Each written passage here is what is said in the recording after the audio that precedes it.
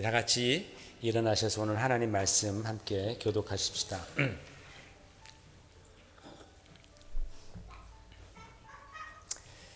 한 절 한 절씩 교독합니다. 제가 먼저 읽습니다. 여자가 이르되 주여 내가 보니 선지자로소이다. 우리 조상들은 이 산에서 예배하였는데 당신들의 말은 예배할 곳이. 예수께서 이르시되 여자여 내 말을 믿으라. 이 산에서도 말고 예루살렘에서도 말고 너희가 아버지께 예배할 때가 이르리라. 너희는 알지 못하는 것을 예배하고 우리는 아는 것을 예배하노니 이는 구원이 유대인에게서 남이라. 아버지께 참되게 예배하는 자들은 영과 진리로 예배할 때가 오나니 곧 이때라. 아버지께서는 자기에게 이렇게 예배하는 자들을 찾으시느니라. 하나님은 영이시니 예배하는 자가 영과 진리로 예배할지니라. 여자가 이르되 메시아 곧 그리스도라 하는 이가 오실 줄을 내가 아노니 그가 오시면 모든 것을 우리에게 알려주시리이다. 예수께서 이르시되 내게 말하는 내가 그라 하시니라. 앉으시기 바랍니다. 지난주부터 우리 큰사랑교회가 지향하고 있는 4대 공동체 비전에 관해서 말씀을 나누고 있습니다. 지난주는 그 첫 번째 시간이었는데 4대 공동체 비전 중에서 가장 크고 첫째 되는 비전 신앙 공동체에 관해서 말씀을 드리기 시작했습니다. 여러분 우리 교회가 창립된 목적은 두말할 나위 없이 믿음을 위해서입니다. 우리가 신앙 공동체를 이루기 위해서입니다. 여러분 신앙 공동체라는 것, 믿음이라는 것, 이게 교회의 핵심이죠. 이게 교회의 가장 중요한, 크고 중요한 핵심입니다. 만약에 교회에서 이 신앙의 문제가, 믿음의 문제가 두 번째로 또는 세 번째 순위로 밀려난다면 그것은 배임입니다. 교회로서의 배임, 자기의 임무를 배신한 것이고 그것을 바로 영적인 타락이라고 얘기를 합니다. 성도들도 마찬가지입니다. 여러분들도 마찬가지입니다. 교회에 와서 신앙생활이 뒷전이고 뭐 그런 얘기 가끔 듣습니다. 비즈니스하러 교회에 간다든지 아니면 뭐 다른 생각을 한다면 그것 역시 큰 잘못입니다. 여러분 우리는 바로 이 교회의 목적, 크고 가장 중요한 목적이 신앙이라는 데에 우리의 마음과 뜻과 생각이 하나가 되어야 할 줄로 믿습니다. 그럴 때에 교회는 흔들리지 않아요. 견고해지는 것입니다. 그래서 우리가 이 신앙 공동체로서의 정체성을 확립하기 위해서 가장 먼저 힘써야 할 것이 뭐라 그랬습니까? 예배라고 말씀을 드렸습니다.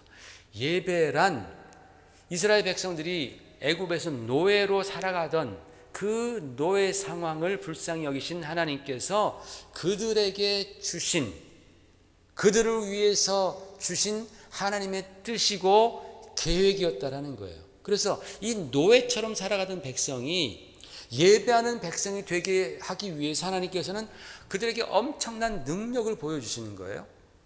그죠? 엄청난 능력을 보여주셨죠? 그리고 그 다음에 놀라운 사랑으로서 광야에서 인도해 주십니다. 그러니까 여러분 예배하는 백성이 되기 위해서 하나님이 아무것도 하신 것이 아니라 하나님의 능력과 하나님의 사랑을 막 부어주시는 거예요. 그래서 그들이 예배하는 백성이 된 거예요. 그렇기 때문에 이 예배에는 이미 그 밑바닥에 하나님의 능력과 하나님의 사랑이 쫙 깔려 있는 거예요. 두껍게 깔려 있는 거예요. 그 하나님의 능력과 사랑에 힘입어서 이스라엘 백성이 예배 드리는 거예요. 우리가 예배 드리는 거예요. 그죠? 그러니까 이 예배라는 것은 그러한 하나님의 사랑과 능력을 체험하는, 살아계신 하나님을 만나는 바로 그 순간이 예배라는 것입니다. 그래서 여호와 하나님께 드리는 예배가 이스라엘 백성들의 정체성이 되어버리는 거예요. 예배하는 민족이다 그들은. 그런데 여러분 시간이 지나면서 여러 가지 많은 그런 일들, 어려움도 당하면서 막 영적인 업앤다운들이 막 있으면서 점점 그 뜨거웠던 예배가 식어지는 거죠. 그래서 시간이 오래오래 흐르자 이스라엘 백성들이 예배하는 민족이었음에도 불구하고 그 예배가 타성에 젖어요. 기계적으로 변한단 말입니다. 은혜 없이 그렇게 예배를 드려요. 다른 종교에서도 쉽게 볼 수 있는 그런 아주 무미건조한, 아주 드라이한 그러한 하나의 종교 의식으로 그렇게 변질되었다라는 거예요. 형태는 있는데 껍데기는 정말 번지르르하고 막 화려한데, 그런데 사실은 내용이 없는 거예요. 컨텐츠가 없는 거예요. 결과적으로 예배의 본질과 핵심이 뭐예요? 하나님을 만나는 거예요. 죄인된 우리가 구원자이신 하나님을 만나는 바로 그 감격, 그 순간이 사라져버리는 거예요. 그냥 때가 되니까 가서 예배 드리는 거예요. 형식 안에 내 몸을 맡기는 거예요. 그러나 그 안에서 정말 하나님을 만나는 그런 역사가 사라져버리는 그런 몸이 건조한 종교적인 행사로 그렇게 바뀌어버렸습니다.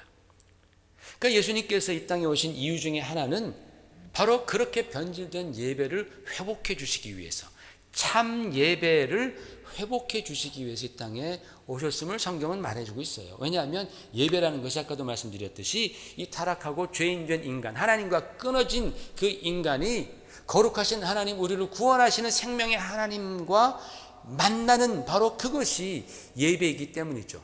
하나님의 능력과 사랑에 힘입어서 그 하나님을 만나는 것이, 그것이 바로 예배입니다. 그래서 예수님께서 우리를 위해서 자신을 십자가에 주셨을 때에 성경은 뭐라고 말합니까? 바로 그때에 하나님과 우리 사이에 영원한 화해, reconciliation이 이루어졌다 그러잖아요. 하나님과 우리 사이에 죄로 막혀있던 바로 그 관계가 예수님이 십자가에서 돌아가시는 바로 그 순간에 영원한 화해가 이루어졌고, 우리에게 하나님께로 나아갈 수 있는 새롭고 산 길이 열렸다라고 성경은 말씀한 거예요. 바로 참 예배의 시대가 열린 것이죠.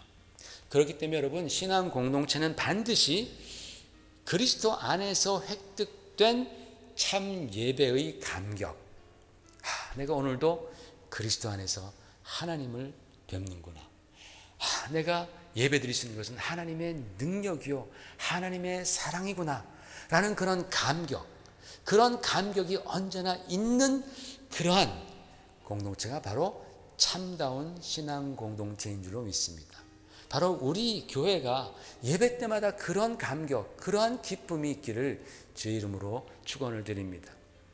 그게 바로 신앙 공동체가 첫 번째로 우리가 생각해야 되는 부분, 예배입니다. 오늘 제가 말씀드리는 주제는 신앙 공동체 비전을 이루기 위해서 필요한 두 번째 요소인 가르침에 관한 말씀입니다. 가르침 또는 배움에 관한 말씀입니다. 오늘 본문 말씀 중에서 22절을 보게 되면요, 이런 말씀이 나옵니다. 한번 같이 읽어볼까요? 22절 시작. 너희는 알지 못하는 것을 예배하고 우리는 아는 것을 예배하노니 이는 구원이 유대인에게서 남이라 그랬습니다. 너희는 알지 못하는 것을 예배하고 우리는 아는 것을 예배한다. 주님이 하신 말씀입니다. 여러분, 이 사마리아 여인과의 이 대화를 쭉 좀 잘 이해하시기 위해서는 이스라엘 역사를 조금 우리가 봐야 합니다. 솔로몬 왕이 죽고 그 아들 르호보암이 정권을 잡았을 때에 이스라엘은 남과 북으로 나뉘게 됩니다. 그 다음 거 보십시오. 남과 북으로 나뉘게 되어서 이게 지금 원래는 이만큼이 다 이스라엘이었는데, 통일 이스라엘이었었는데 나뉩니다. 그래서 남왕국을 유다 왕국이라고 부르고 북왕국을 이스라엘이라고 불렀습니다. 어디가 더 커요? 이스라엘이 더 큽니다. 왜요? 여기에 더 많은 지파가 결속했어요. 이스라엘의 거의 10지파가 이쪽에 다 살았습니다. 여기 다 살았어요. 그러니까 그냥 나누어지면서 그냥 자연히 이스라엘에 들어간 거예요. 이스라엘에 더 많은 지파, 더 많은 인구, 더 많은 파워가 결집한 거예요. 더 거기에 많이 실린 겁니다. 그러니까 사실 유다는요, 이스라엘에 비해서 약하죠. 어떻게 보면 어느 모로 보더라도 이 이스라엘 북왕국이 더 국가다웠습니다. 그런데 이 이스라엘 북왕국에는 모든 게 다 있었는데 딱 한 가지 치명적인 결점이 있는 거예요. 뭐가 없냐면 예루살렘이 거기 없어요. 예루살렘은 이 남유다 왕국의 수도란 말이에요. 근데 예루살렘이 중요한 게 아니라 뭐가 중요하냐면 예루살렘에 세워진 성전이 중요한 거예요. 이 북이스라엘 사람들은 성전이 없는 거예요, 자기한테. 이때 당시의 신앙은 성전 중심의 신앙이에요. 또 절기 중심의 신앙입니다. 그래서 절기가 되면은 사람들이 다 성전에 모여요. 남자들은 다 절기 때마다 모든 남자들은 다 여호와 앞에 와서 예물을 드리며 예배 드리는 바로 성전 중심의 신앙, 절기 중심의 신앙이었는데 이 사람들은 자기들이 다윗 왕가는 자기들이 거부했어요. 그래서 그들은 버렸지만 그렇다고 해서 자기들이 하나님을 버리지는 않았거든요. 하나님 신앙을 그들이 버리지는 않았습니다. 그렇기 때문에 이 사람들이 절기만 되면 어디로 와요? 믿는 사람들은 그래도 하나님을 우리가 예배해야지, 예루살렘으로 가지. 지금처럼 뭐 여기에 뭐 장벽이 있는 것도 아니고 군사들이 지키는 것도 아니고 그렇기 때문에 이 여기 있는 사람들이 내려와서 예루살렘에서 예배를 드리고 돌아간단 말이에요. 그러니까 이 이스라엘의 정권을 잡은 여로보암이라는 왕이 가만히 생각해 보니까 이게 정치적으로 굉장히 위험한 거예요. 자칫 잘못하다가는 이 나라가 와해되게 생겼단 말이죠. 이렇게 계속 시간이 흐르면 사람들이 가서 예루살렘에서 성전에서 예배 드리다 보면 이 유대인들의 가장 중요한 것은 하나님께 대한 예배인데 예배 때마다 예루살렘에 와서 예배 드리다 보면 그들이 무슨 생각을 하겠어요? 그래도 정통성이 유다 왕국에 있구나. 정통성은 유다 왕국에 있구나. 이런 생각들이 자꾸 퍼지지 않겠어요? 그러다 보면 이 나라의 존재 자체도 위협을 받게 되니까 여로보암이 머리에 꾀를 썼습니다. 뭘 썼느냐? 이 이스라엘의 제일 남단 지역인 베델과 제일 북단 지역인 단에 산당을 세웁니다. 산당을 세워서 여기에서 여기 사람들이 예루살렘으로 내려가서 예배 드리려고 그럴 때에 뭐 거기까지 가냐, 힘들게 편하게 생각해라. 여기 북부에 사는 사람들은 단에 가서 예배 드리고 남부에 사는 사람들은 여기 경계 건너지 말고 여기 베델 가서 예배를 드려라. 그래서 베델과 단에다가 산당을 세워주고 거기서 예배를 드리게 합니다. 그리고 제사장들은 다 레위인들이 제사장이 되었어야 했는데 레위인이 없어요. 여기 조인을 안 합니다. 왜? 제사장들은 예루살렘 성전에서 일하고 먹고 사는 사람들이잖아요. 그러니까 일로 안 가는 거예요. 그러니까 제사장이 부족하니까, 레위인이 부족하니까 아무나 와서 너희들 중에서 경건한 사람, 하나님 섬기고 싶은 사람 있냐? 그럼 와라.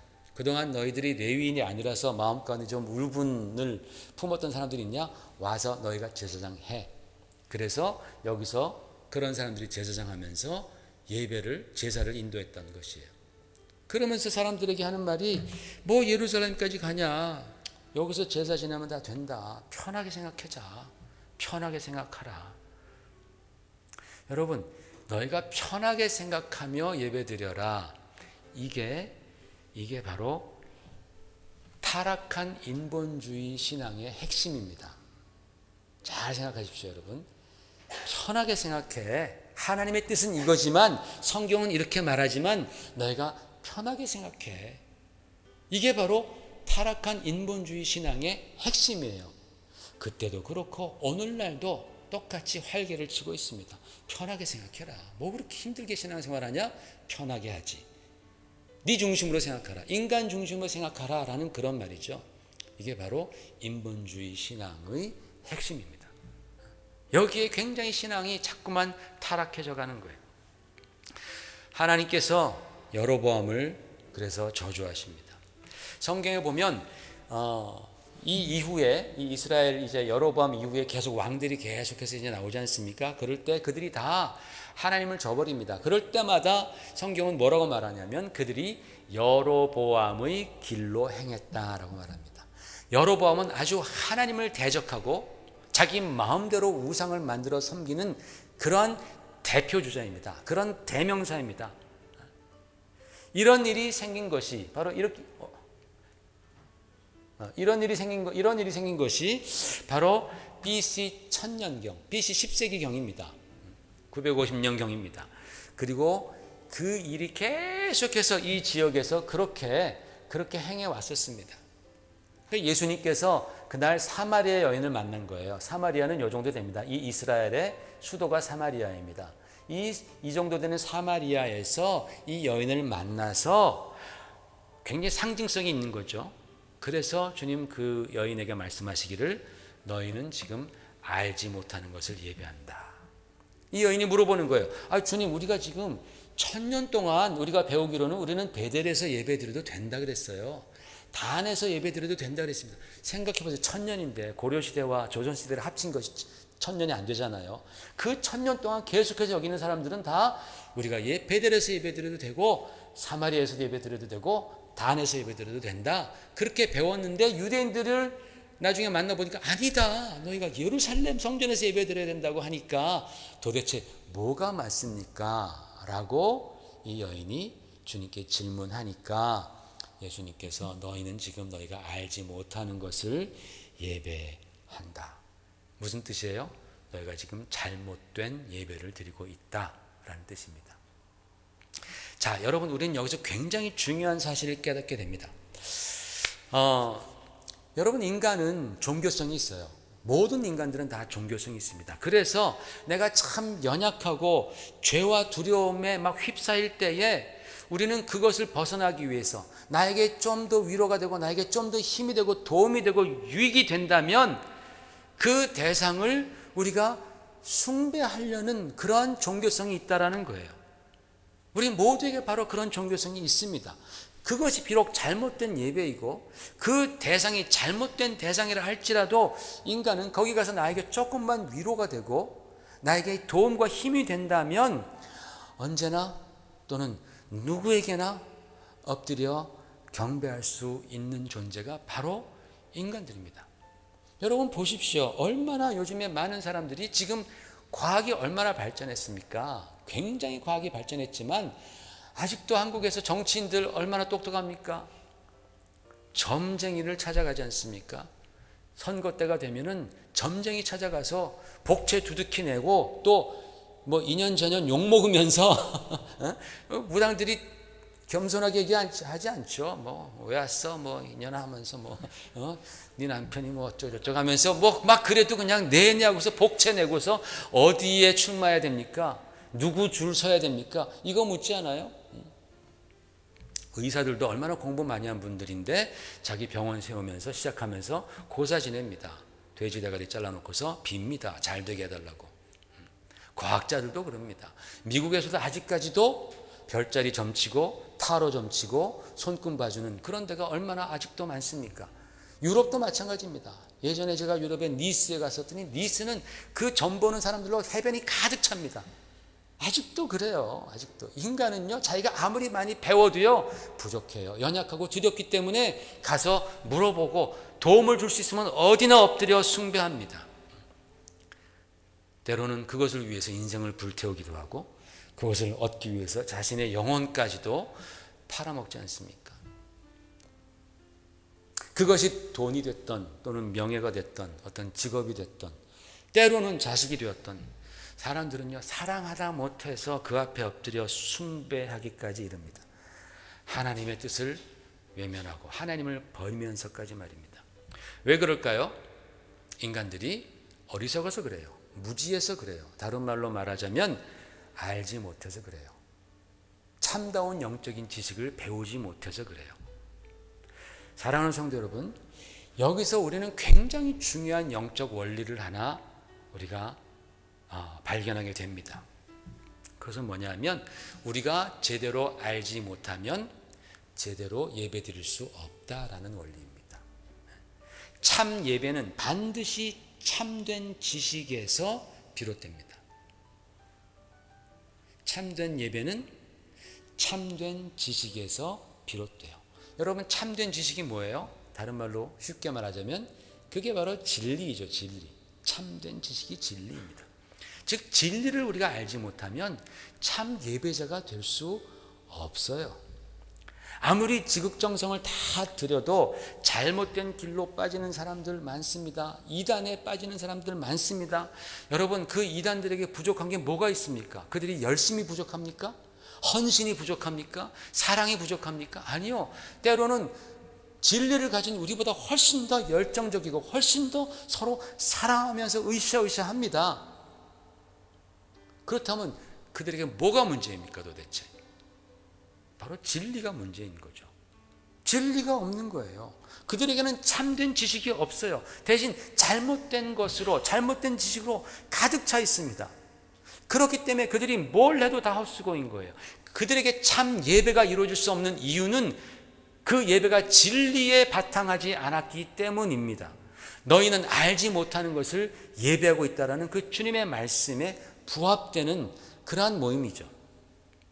여러분, 한 번은 바리새인들이 예수님을 시험하기 위해서 어려운 질문을 갖고 옵니다. 이 사람들은 맨날 어려운 질문 갖고 왔다가 정말 너무나 감사한 게 이들이 어려운 질문을 안 갖고 왔더라면 예수님께서 어떻게 그 지혜로운 대답을 성경에 기록이 되었을까? 그죠? 어려운 질문을 갖고 오니까는 예수님께서 지혜로운 대답을 하시면서 이분이 하나님이구나라는 것을 우리가 알게 되잖아요. 때로는 바리새인도 굉장히 중요한 겁니다. 그래서 이 바리새인들이 예수님께 어려운 질문을 갖고 왔습니다. 여러분, 당시 유대의 관습 중에서 지금으로서는 도무지 이해할 수 없는 관습이 하나가 있었는데 그게 뭐냐면 맏형이 후사가 없이 죽으면 둘째가 그 형수를 자기 아내로 데리고 와야 되는 거예요. 그걸 형사 취수법이라 그래요. 둘째가 또 자식이 없이 죽으면 셋째 동생이 그 형수를 또 자기 아내로 데려와서 하여튼 후사를 볼 때까지 이렇게 그냥 이렇게 대물림 되듯이 이렇게 내려갑니다. 그런 지금으로선 조금 이해하기 어려운 이유가 다 있었지만 그것을 지금은 설명할 수 없지만 그런 법이 있었습니다. 이 문제를 들고 나오면서 바리새인들이 만일 7형제가 있었는데 그런 상황이었다. 그래서 7명이 다 한 여자와 결혼했는데 한 명도 후사를 얻지 못했다. 그러면 나중에 하늘나라 가면은 그 여자는 누구의 아내가 되느냐라고 그렇게 어려운 질문을 이제 했습니다. 바리새인들은 이런 질문 맨날 이런 거 생각해가지고 그런 거 토론하면서 자기 딴에는 진리를 찾았다고 좋아하고 으쓱대던 사람들이 바로 이 바리새인들이었습니다. 여기에 대해서 주님께서 뭐라고 말씀하셨습니까? 성경 보십시다. 시작. 예수께서 대답하여 이르시되 너희가 성경도 하나님의 능력도 알지 못하는 거로 오해하였도다. 야, 너희들 그렇게 성경 많이 보고 있었지만 너희가 오해했구나. 너희가 하나도 모르는구나. 오해했다라는 겁니다. 그들이 성경 말씀, 하나님의 그 뜻을 파악하지 못했다라는 것입니다. 여러분, 우리가요 신앙생활하면서 엉뚱하게 알고 있으면요 항상 딴소리만 하게 됩니다. 전혀 영혼에 도움이 안 되고 신앙에 도움이 안 되는 그런 문제 가지고 계속해서 목에 핏대를 세우면서 그렇게 서로 싸우고 시간 낭비하고 막 갈라지고 한다라는 겁니다. 여러분, 그렇기 때문에 우리가 안다라는 것, 더욱이 영적인 진리에 대해서 바로 안다라는 것은 굉장히 중요한 거예요. 영적인 진리에 대해서 바로 가르치고 또 그것을 바로 배우는 것은 굉장히 중요합니다. 그래서 하나님께서는 그 아까 북왕국 이스라엘이 막 망해갑니다. 막 그냥 막 타락하면서 이제 망하려고 그럽니다. 그때 호세아 선지자를 통해서 이렇게 하나님께서 말씀하셨죠. 호세아 4장 6절 시작. 내 백성이 지식이 없으므로 망하는도다. 내가 지식을 버렸으니 나도 너를 버려 내 제사장이 되지 못하게 할 것이요 내가 내 하나님의 율법을 잊었으니 나도 내 자녀들을 잊어버리리라 그랬어요. 내 백성이 하나님을 아는 그런 바른 지식이 없으니까 너희가 그냥 망하는 거예요. 망하면서 하나님께서 뭐라고 말씀하시냐면 너를 버려 제사장 되지 못하게 하겠다. 이 말은 뭐냐면 너희가 예배 드릴 수가 없다라는 거예요. 너희가 참 예배자가 될 수 없다라는 거예요. 그 백성을 하나님께 예배드리는 그런 왕 같은 제사장 민족으로 삼아 주셨는데 하나님에 대한 참된 진리의 지식이 없으니까 수많은 우상을 섬기고 자기 생각대로 인본주의적으로 그렇게 생각하니까 하나님께서 너희들의 예배 안 받으시겠다라는 거예요. 너희가 하나님의 지식을 버렸으므로 나도 내 자녀를 잊어버리라. 하나님이 잊어버리고 싶어서가 아니라, 여러분, 부모가 하나님을 떠나면요, 진리를 버리면 그 자녀들은 부모 보고 반드시 배웁니다. 거의 99%는 부모 따라갑니다. 그래서 부모 세대가 중요한 거예요. 우리가 그 믿음의 본을 보이는 것이 너무나 중요해요. 우리가 하나님의 그 믿음, 하나님을 아는 그 지식을 버리면 우리 자녀들도 반드시 버립니다. 하나님께 버림받습니다. 하나님이 잊어버린다라는 거예요. 얼마나 두려운 말씀입니까? 정말 두려운 말씀이죠. 그러자 호세아가 이제 또 백성들에게 이렇게 호소합니다. 백성들을 권면합니다. 호세아 6장 3절 시작. 그러므로 우리가 여호와를 알자. 힘써 여호와를 알자. 그의 나타나심은 새벽빛같이 어김없나니 비와 같이 땅을 적시는 늦은 비와 같이 우리에게 임하시리라 그랬습니다. 즉, 이 지금 죽어가는, 망해가는 이 이스라엘 백성들이 참 예배자로 그렇게 돌아갈 수 있는 바로 그 방법은 여호와를 힘써 아는 거예요. 여호와를 너희가 힘써 배우라는 것입니다. 진리의 말씀을 너희가 힘써 배워라. 그러면 마치 새벽빛이 어두움을 뚫고 점점점 강해지듯이 너희 어두움이 사라지고 빛이 오리라. 메마른 땅에 늦은 비가 내려서 그것이 싹이 나고 열매를 맺게 하듯이 너의 삶 가운데에 하나님을 우리가 힘써 배우고 알 때에 바로 너희의 인생은 변한다라는 거예요. 메마르지 아니하고 열매 맺는 그런 삶이 되니까 우리가 힘써 여호와를 알자. 우리가 주님께로 돌아가자. 하나님께로 돌아가자. 그렇게 말하면서 여호와를 힘써 알자. 여러분, 여호와를 힘써 알고 배우는 바로 이 일에는 어떤 다른 것이 그것을 대신할 수가 없어요. 사랑이라든지 뭐 인간적인 헌신이라든지 열심이라든지 이런 것이 그 배움의 자리를 대신할 수 없다라는 거예요. 우리말로도 선무당이 사람 잡는다고, 그죠? 알지 못하는 사람들이 그저 자기가 나서서 열심을 내면 때로는 그게 더 위험할 때가 많습니다. 잘 순종하고 따라야 되는데 잘 모르면서 선무당이 막 설치다가 사람 잡는다잖아요. 그런 경우가 교회 내에서도 왕왕 있습니다. 성경 한번 읽지 않은 분이, 잘 모르는 분이 그저 엉뚱한 데다가 그저 하나님 뜻 내세우고 뭐 음성을 들었다는 둥 아니면 환상을 보았다는 둥 하면서 막 그럴 때에 참 그런 분들을 보면 안타까워요. 또는 두렵기까지 합니다. 아니, 말씀을 잘 모르는데 히브리서가 어디가 붙어 있는지도 모르고, 그죠? 아모스를 찾아보라면 굉장히 아주 당황해하는, 성경 말씀을 읽지 않은 분들이 자기 마음에 든 생각을 하나님의 음성이라고 착각하고 그것을 막 사람들에게 얘기하는 걸 보면은 두려워요. 두려워. 정말 두렵습니다. 그저 성경 한두 군절 아는 것 가지고서 막 아무 때나 하나님의 정의를 내세우고 하나님의 뜻 합니다. 그러다가 또 감정이 좀 상하면 금방 또 예배도 안 나오고, 그죠? 뒤에서 수근수근 거리고 굉장히 그럼 혼란스러워지죠. 교회가 막 혼란스러워집니다. 여러분, 참고로 이 호세아는요, 하나님을 버리고 베델에다가 산당을 지어서 종교 혼합주의의 구판을 벌이던 그 북왕국 이스라엘 백성을 향해서 예언하던 선지자가 바로 이 호세아였습니다. 그 모든 그 당시 있었던 그런 영적인 타락과 혼란과 예배의 추락과 하나님과의 단절이 오직 여호와를 힘써 아는 것, 하나님의 진리를 찾아서 힘써 배우는 것에서부터 그 회복이 시작된다라는 그런 메시지를 던졌던 선지자가 바로 이 호세아였습니다. 여러분, 이것이 바로 우리가 신앙 공동체로서 우리가 가르침 또는 배움에 힘써야 하는 첫 번째 이유라는 거예요. 나는 왜 배워야 하는가? 나는 왜 진리의 말씀에 더 힘써 배워야 하는가? 왜냐하면 바른 영적 지식은 우리로 하여금 참된 예배자를 만들기 때문입니다. 바른 영적 지식은 우리로 하여금 참된 예배자를 만들어요. 그렇기 때문에 여러분, 힘써 말씀을 읽으시고 힘써 말씀을 묵상하시고 배우시고 책도 읽으시고 그러면서 하나님의 말씀에 더 다가가셔야 합니다. 그저 그런 거 안 하고 주여 믿습니다, 제가 주님을 믿습니다, 그렇게 그냥 믿습니다, 그렇게만 하면 안 되는 거예요.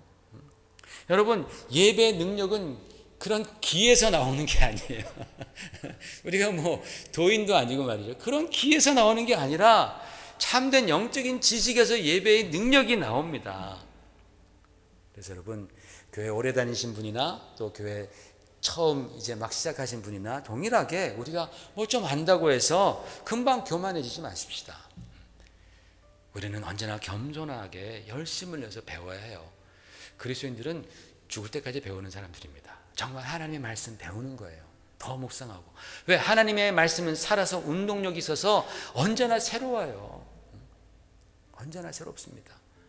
우리가 사실 잘 모르잖아요. 우리 그렇잖아요. 잘 모르잖아요. 많이 안다고 하지만 모릅니다. 그래서 우리가 더 배워야 되는 겁니다. 왜? 참된 예배자가 되기 위해서 배우는 겁니다. 겸손하게 배우시길 바랍니다. 두 번째로 우리가 가르침에 있어서 힘써야 하는 이유는 이것입니다. 여러분, 지난주에 점심에 우리가 뭘 먹었어요? 지난주 못 오신 분들은 정말 죄송합니다. 우리가 지난주에 장어를 먹었습니다. 그것도 냉동되지 않은 자연산 장어를 무제한으로 먹었습니다. 무제한으로. 저도 냉동되지 않은 자연산 장어를 처음 먹어봤고, 우리 교회에 그런 분들이 몇 분 계시더라고요. 또 무제한으로 그렇게 먹어본 적도 처음이었습니다. 그런데 그렇게 맛있게 먹은 장어가 그냥 우리 식탁에 쉽게 올라온 것은 아닙니다. 그거 잡으려고 밤을 새서 고생하시면서 피곤하게 그렇게 수고해 주신 우리 남정기 집사님들이 계셨고, 또 그 피곤한 중에도 불구하고 잡아오셔서 그걸 다 손질하셨어요. 제가 낚시는 같이 못 갔지만은 제가 손질하신다는 소식을 듣고 제가 가서 저도 이제 같이 좀 참여했습니다. 보십시오. 제가 뭐 그죠? 이 장어 그다음 거 보세요. 이게 해체되는 겁니다. 이 칼 가지고서 빨간 장갑 두렵습니다. 조교 같아요. 그게 더 무서운 분이 있어요. 다음 거 보세요. 장갑도 안 끼고 그냥 장갑도 안 끼고 막 그냥 저런 열악한 환경 가운데서 우리가 먹은 장어들이 다 해체되었습니다. 좋습니다.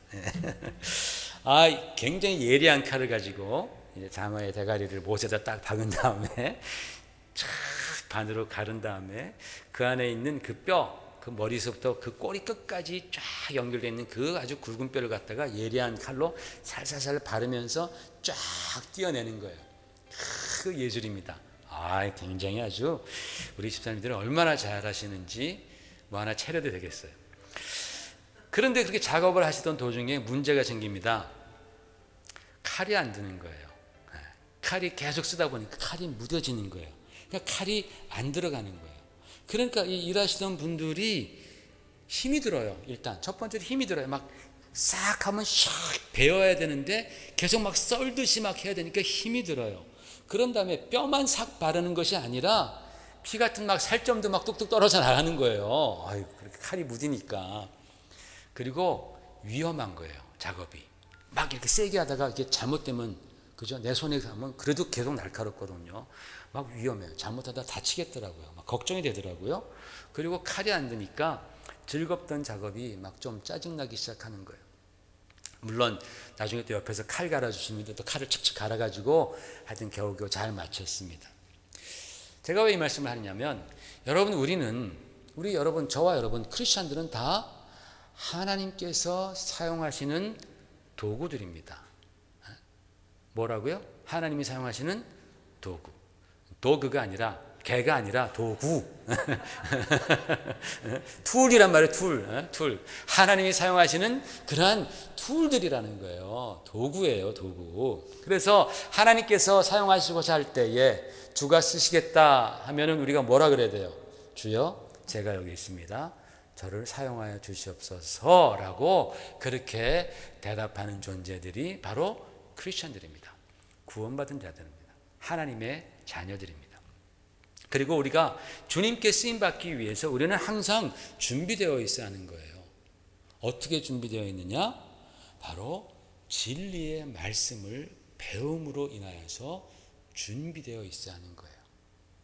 말씀을 배우면서 진리로 충만해짐으로 우리는 준비되어지는 거예요. 여러분, 우리가 주님을 섬기는 데 있어서 열심, 헌신 다 좋습니다. 그런 헌신과 열심과 충성 다 좋습니다. 그런데 그런 여러분이 하나님을 섬기는 그런 섬김과 충성과 열심과 이러한 것들이 여러분의 감정, 여러분의 능력 또는 여러분의 천성적인 성품에만 바탕을 둔다면 그건 no thank you입니다. 그건 곤란하다라는 거예요. 물론 그와 같은 천성적인 성품들, 내가 막 한 번 시작하면 끝을 보는 그런 좋은 성품들이 있어요. 충성하는 성품들이 있습니다. 그거 굉장히 중요한 팩터이지만, 그러나 여러분들의 하나님을 향한 그런 섬김들, 하나님께 쓰임받을 때 그 쓰임받는 것들이 여러분 자신에서부터 나온 것에 바탕을 두게 하지 말라라는 겁니다. 우리를 붙들고 우리를 이끌어가는 것은 나에게로부터 나온 어떤 것이 아니라 바로 하나님이 나에게 주시는 그 하나님의 말씀, 하나님이 나를 붙들어 주셔야 한다라는 거예요. 그래야지만이 우리는 어떠한 장애물도 극복하고 나아갈 수가 있는 거예요. 무슨 말씀인지 알아요? 내 성품, 내 감정, 또 어떤 내 결단에만 바탕을 두면 내가 하다가 넘어져요. 분명히 시험 당합니다. 그러나 이것이 하나님으로부터 주신 그런 은혜와 하나님의 말씀에 내가 붙잡힌다면, 나보다 더 하이어한 콜링이죠, 그죠? 나보다 더 높은 곳에서 온 그런 콜링과 더 높은 곳에서 있는 그 진리를 내가 붙들므로 말미암아서 가는 것이라면, 우리가 신앙생활하면서 걸려 넘어지는 그런 장애물이 있다 할지라도 우리는 충분히 극복하고 나아갈 수 있다라는 거예요. 여러분, 사도 바울 보십시오. 사도 바울이 그렇게 열정으로 충성하면서 주의 도구로 쓰임받은 이유가 자신의 능력이나 자신의 성품이나 자신의 지식이 있다라고 말하지 않습니다. 우리 성경 보십시다. 고린도전서 15장 시작. 나의 나 된 것은 하나님의 은혜로 된 것이니 내가 한 것이 아니요 오직 나와 함께 하신 하나님의 은혜로라 그랬어요. 자기가 이렇게 열심을 내어서 쓰임받게 된 그 이유는 내가 잘나서가 아니고 하나님의 은혜라는 거예요. 하나님의 은혜가 뭡니까? 그가 그리스도 안에서 깨달은 진리 아니겠어요? 아, 그분이 나의 의로구나. 내가 율법을 그렇게 지키려고 했지만 내가 실패했는데 내가 의로워지는 것은 하나님의 의이신 바로 예수 그리스도를 믿음으로 말미암는 의구나. 이것을 그가 깨닫는 거예요. 깨닫더니 그의 삶 가운데서 완전한 그런 변화가 일어나서 그 말씀에 붙들려서 그가 마지막까지 달려가잖아요. 자기 능력, 자기 지식, 자기의 명예, 이것 때문에 그가 달려간 게 아니에요. 그것 때문에 그 많은 어려움과 핍박을 그가 넘어선 것이 아니고 나를 나되게 한 것은 오직 하나님의 은혜라. 그렇게 고백한 거예요. 그래서 그가 빌립보서에 고백한 걸 보십시다. 3장 7절 8절 시작. 그러나 무엇이든지 내게 유익하던 것을 내가 그리스도를 위하여 다 해로 여길 뿐더러 또한 모든 것을 해로 여김은 내 주 그리스도 예수를 아는 지식이 가장 고상하기 때문이라. 내가 그를 위하여 모든 것을 잃어버리고 배설물로 여김은 그리스도를 얻고 그 안에서 발견되려 함이니 내가 가진 의의는 율법에서 난 것이 아니요 오직 그리스도를 믿음으로 말미암은 것이니 곧 믿음으로 하나님께로부터 난 의의라 그랬어요. 지금 사도 바울이 예수 그리스도를 아는 지식에 대해서 말하고 있잖아요. 진리예요, 그게. 그가 은혜라고 말할 때 그 은혜는요, 우리가 그냥 하나님 은혜요 그런 어떤 피상적인 은혜가 아니라 그 은혜라는 말 안에 하나님의 진리로 가득 차 있어요. 그리스도를 아는 지식으로 가득 차 있어요. 그러니까 그가 말할 때 그 은혜는 파워풀한 거예요. 그의 인생을 변화시키고 그의 인생을 정말 어떤 장애물과 어떤 시련에도 불구하고 주를 향해서 달려가게 만드는 그러한 인생으로 만든 그런 파워풀한 은혜. 왜? 그 은혜 안에 그리스도를 아는 온갖 지식이 다 들어가서 그 은혜를 백업해 주고 있기 때문에 그렇습니다. 그러니까 사도 바울은 한 번도 자기의 능력으로 이렇게 했다라고 말하지 않아요. 자기 자신에게 어떤 그 이유를 두지 않아요. 여러분, 자기 자신의 능력과 자기 자신의 어떤 물질과 재능을 믿고 주님을 섬기는 사람들은 반드시 넘어지게 되어 있습니다. 꼭 넘어집니다. 그리고 다시 이것이 내 힘이 아니라 주님의 은혜로 하는 거구나라는 것을 깨닫고 섬길 때, 그때부터 진정한 섬김이 이루어지는 거예요. 반대로 주님, 나는 아무것도 없어요. 나는 지식도 없고요, 돈도 없고요, 저는 능력도 없습니다. 그런 분들도 자기의 그 무능함 때문에 주님을 섬기지 않는다면 그것 또한 죄악입니다. 왜? 주님은 너의 능력이나 너의 무능함 거기에 바탕 두지 않냐고 내 손을 의지하라는 거예요. 주님의 그 진리의 말씀, 능력의 말씀, 하나님의 그 무한하신 그 은혜에 너희가 기반을 두고 나를 따르고 나를 섬기라라는 것이죠. 그래서 여러분, 얼마나 많은 사람들이 무능해 보이지만 그러나 주 앞에 충성합니까? 그래서 사도 바울이 그랬잖아요. 너희들 가운데 문벌 좋은 자가 많지 않다. 지식 있는 자도 많지 않다. 그러나 하나님께서 너희를 들어서, 무능한 너희를 들어서, 또 너희가 부족한 너희를 들어서 능력 있다고 세상에서 말하고 지식 있다고 말하는 사람들을 하나님께서 부끄럽게 하시지 않느냐. 아멘. 하나님이 우리를 쓰시는 것은 내가 잘나서 내가 못나서가 아닙니다. 하나님의 말씀을 믿고 의지하는 자들을 붙들어 사용하신다라는 거예요. 여러분, 철이 철을 날카롭게 하듯이 신앙인들은 영적인 지식으로 말미암아서 우리가 예리해진다라는 거예요. 좌우의 날선 검이 뭡니까? 하나님의 말씀이잖아요. 그 좌우의 날선 검 같은 하나님의 말씀을 우리가 경험할 때에 우리 성도들도 예리해지는 거예요. 영적으로 예리해진다라는 거예요. 깨어있게 된다라는 거예요. 하나님께서는 바로 그런 사람들을 찾으시고 사용하십니다. 그런 분들이 하나님의 손에 딱 붙들릴 때에 나가서 영혼 구원하고 주의 몸된 교회를 막 이렇게 세우고 세상의 빛과 소금의 역할을 감당하면서 하나님께 영광 돌리는 도구가 되는 거예요. 그렇지 않으면 하나님도 힘들어하세요. 우리가 영적인 지식이 참 너무나 없으면, 너무나 게을러서 그것을 우리가 알지 못하면 하나님 저를 사용하소서, 내가 아무리 드려도 하나님이 칼을 주시긴 쥐었는데 이게 잘 안 나가는 거예요. 장어도 못 잘라, 그렇죠? 두부도 못 잘라는 칼이 되는 거예요. 즐거운 일이 위험한 일로 변하는 것입니다. 그러면요, 교회에서 계속 엉뚱한 소리가 나오고 성도들은 혼란스러워요. 잘 모른다고 하면서도 계속 판단하고 비난합니다. 장어에서 그 아까운 살점이 막 떨어져 나가듯 교회가 상처를 입게 됩니다. 우리가 영적으로 무지하면 그렇게 된다는 거예요. 영적으로 무지하면. 사랑하는 성도 여러분, 우리 주님께서 굉장히 중요한 두 말씀을 하십니다. 요한복음 말씀 같이 두 가지 보십시다. 결론을 맺습니다. 시작. 진리를 알지니 진리가 너희를 자유케 하리라. 다음, 영생은 곧 유일하신 참 하나님과 그가 보내신 자 예수 그리스도를 아는 것이니라. 굉장히 중요한 두 구절인데 이 두 구절에 다 동사가 뭐냐면 알지니, 안다라는 거예요. 너가 진리를 아느냐? 너희가 유일하신 참 하나님과 그의 보내신 예수 그리스도를 너희가 아느냐?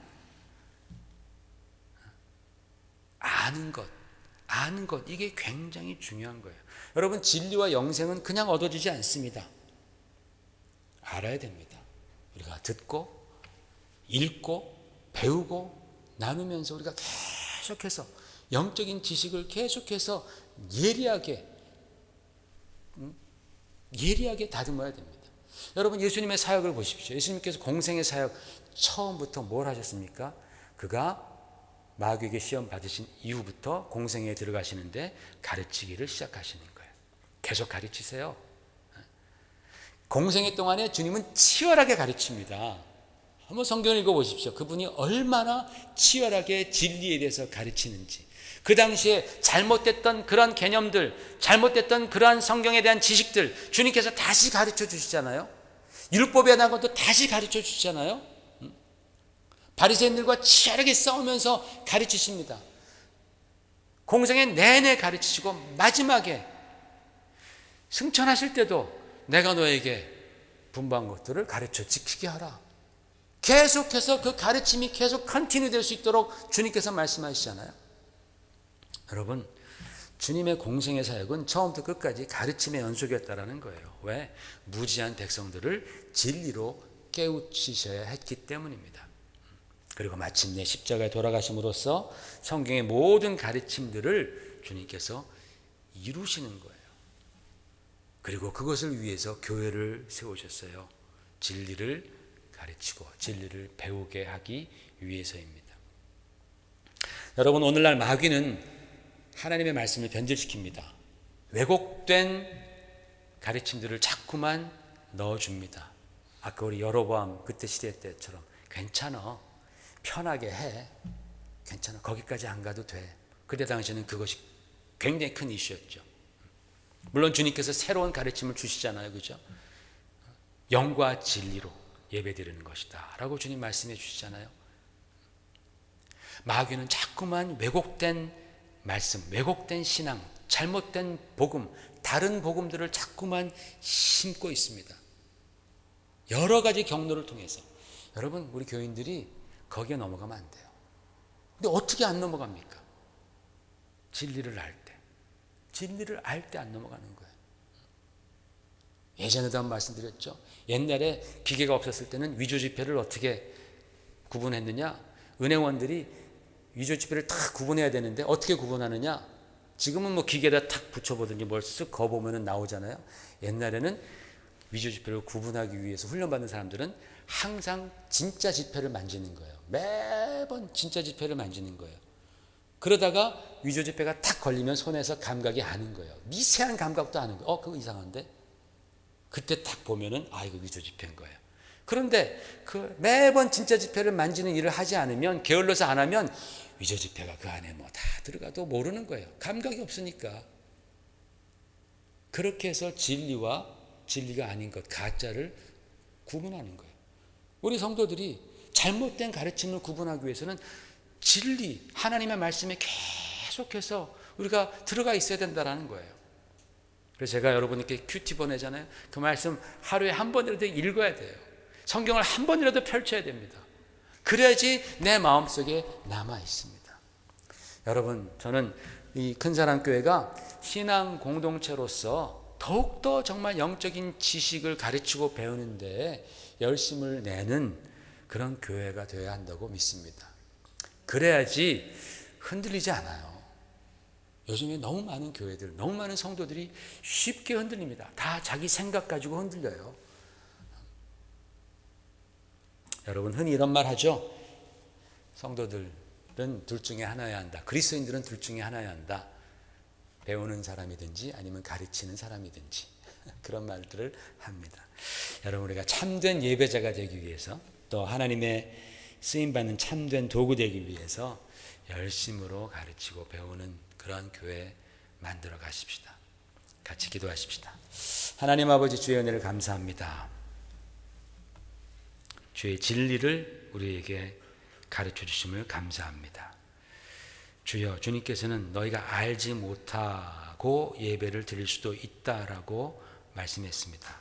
실제로 많은 사람들이 잘못된 대상에게, 또 알지도 못하면서 예배하고 숭배하고 자기의 인생을 맡기는 그런 어리석음을 범하고 있습니다.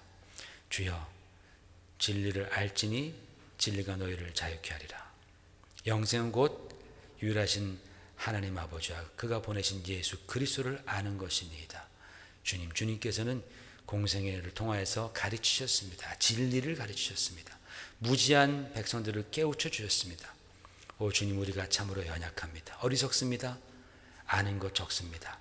성령께서 역사하셔서 우리를 깨우쳐 주시고, 우리가 말씀을 읽고 말씀을 배울 때에 정말 그 진리가 우리 가운데에 임하여 주여 큰 기쁨으로 주님을 사랑하고 주님께 쓰임받는 그러한 귀한 주의 자녀들 다 되도록 역사해 주시옵소서.